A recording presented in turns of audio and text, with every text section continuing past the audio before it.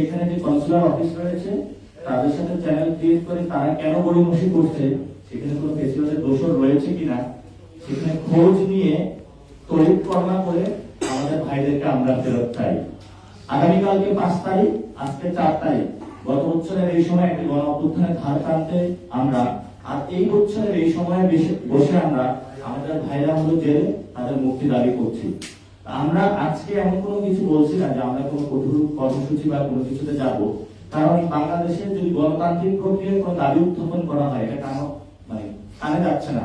কেউ যদি যমুনার সামনে চলে যায় তখন সরকার এটা সিরিয়াস ভাবে কনসার্নে নেয়, যদি কেউ কোনো মন্ত্রণালয় ব্লক করে দেয় খুব কনসার্নে নেয়, কিন্তু যখন সংবাদ কর্মীদের মাধ্যমে গণতান্ত্রিক প্রক্রিয়ায় কোনো দাবি উত্থাপন করে, মানুষের যন্ত্রণা বেদনা প্রকাশ করে, এই সরকার হলো কানে তুলে দিয়ে ঘুমায়।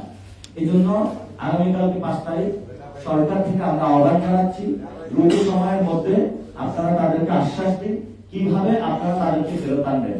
আমরা আমাদের ভাইদেরকে ফেরত চাই, আমাদের বোনদের স্বামীদেরকে ফেরত চাই। কি ওয়াইটা আপনারা ফেরত আনবেন সেটা নিয়ে আমরা কনসার্ন না, কিন্তু আমাদের যে শেষ কথা আমরা তাদেরকে ফেরত চাই। কারণ গণ অভ্যুত্থানের মানুষকে যদি আমরা ফেরত না নিয়ে আগামীকালকে যে 5 তারিখের অগস্টের প্রোগ্রাম হতে যাচ্ছে সেই প্রোগ্রামে কোনো সফলতা আমরা কামনা করি না। আমরা আমাদের ভাইদের মুক্তির বিষয়ে কোনো কথা শুনেই আগামীকালকে ইউনূস স্যারের বক্তব্য শুনতে চাচ্ছি। এবং সবাইকে আপনারা এসেছেন যারা এখানে, আমাদের তারিক আপনার ভাই আপনাদের সামনে বক্তব্য উপস্থাপন করেছেন, ওনাদের ফ্যামিলি কথা বলেছেন, আমরা তাদের মুক্তি চাচ্ছি এবং নতুন বাংলাদেশে আমরা তাদেরকে নিয়ে একসাথেই পথ চলা করতে চাই। সে প্রত্যাশা রেখে আমি আমার কথা শেষ করছি।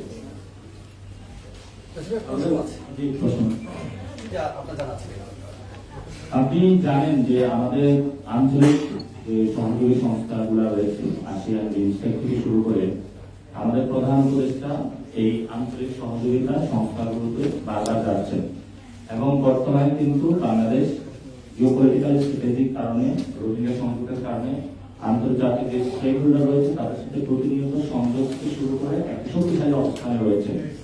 এবং ইউনূস স্যার যেহেতু নোবেল লরিয়েট, ওনার ইন্টারন্যাশনাল একটি গ্রহণযোগ্যতা রয়েছে এবং ওনার বিভিন্ন জায়গায় যারা কলিগ রয়েছে এবং অ্যারাবিয়ান যে পেনিনসুলা সেটাতেও ইউনূস স্যারের বেশ একটা সংযোগ রয়েছে। এবং আপনারা জানেন যে তাদের বিভিন্ন যে বাণিজ্যিক কনফারেন্স গুলো তারা প্রতিনিয়ত জয়েন করতেছে। আমরা আশা করি যে যেহেতু ইউনূস স্যারের কথা অনুযায়ী এবং সংযোগ স্থাপনের কারণে আমাদের অনেক ভাই ফিরে এসেছে, বাকিদেরকেও ফেরত আনা সম্ভব। কিন্তু আমাদের কূটনৈতিক যে মহলটা রয়েছে তারা এই বিষয়ে স্যারকে হয়তো ভালোভাবে কনসার্ন করছেন না, অথবা এই প্রসিডিউরটা তারা ভালোভাবে সম্পূর্ণ করছেন না। এজন্য আমরা মনে করি কূটনৈতিক যে এম্বাসি রয়েছে সেটার গাফলতি, বিভিন্ন কনসার্ন মিনিস্টারের গাফলতির কারণে এই বিষয়টা ডিলে হচ্ছে। এই জন্য তারা যদি সচেষ্ট হয় তাহলে আমরা আশা করি যে ইউনূস স্যার যদি আবার যদি তাদের সাথে কথা বলে তাদেরকে ইনশাআল্লাহ তাদেরকে ওই সরকার যারা রয়েছে তাদেরকে নিঃশর্ত ক্ষমা দিয়ে তাদেরকে বাংলাদেশে ফেরত পাঠাবে। সেই দাবিটা নিয়ে আজকে আমরা উপস্থিত হয়েছি। বিভিন্ন কনসার্ন মিনিস্ট্রিতে কথা হয়েছে, আমি একটি শব্দ উচ্চারণ করেছিলাম, কানে তুলো দিয়ে বসে থাকা। ওনাদের সামনে অনেকগুলো বিষয় থাকে, কিন্তু গণ অভ্যুত্থান কোনো রিলেটেড আপনি জানেন এখনো আহত ভাইয়ের চিকিৎসা পায় নাই।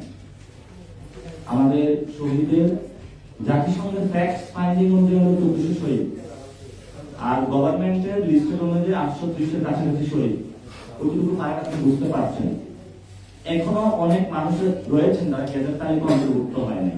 তারা কি শুনছে না, তারা কি দেখছেন না? যদি উদ্যোগ নেওয়া হয় এটা বড় কোনো বিষয় না। আমি শুধু একটা মিনিস্ট্রির কথা বললাম, বাকি মিনিস্ট্রির কথা বাদে রাখলাম।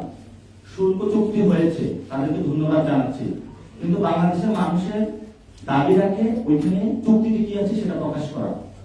যদি প্রকাশ না করা হয় এটা জনমনে বিভ্রান্তি সৃষ্টি হয়। কালকে প্রোগ্রামিংও কি হবে এই বিষয়ে এখন পর্যন্ত সরকারের কোনো স্পষ্ট বার্তা জনগণের উদ্দেশ্যে যায় নাই। জনগণের ট্যাক্সের টাকায় জনগণের থেকে প্রোগ্রাম হচ্ছে, স্পষ্ট কিন্তু বার্তা যায় নাই। এই ক্ষেত্রে একই সমস্যা সৃষ্টি হচ্ছে। যদি প্রবাসী, স্বরাষ্ট্র এবং পররাষ্ট্র মন্ত্রণালয় একযোগে কাজ করে অতি দ্রুত আমরা আমাদের ভাইদেরকে ফেরত পাবো আশা করি, কিন্তু এই কাজটা হচ্ছে না। বিধায় আপনাদের মাধ্যমে পুরো বাংলাদেশকে আমরা সজাগ রাখছি যে বর্তমানে স্টেট কেমন ন্যায্য গভীর অবস্থায় চলতেছে সেই বিষয়টা কনসার্নে নিয়ে আসা করার জন্য।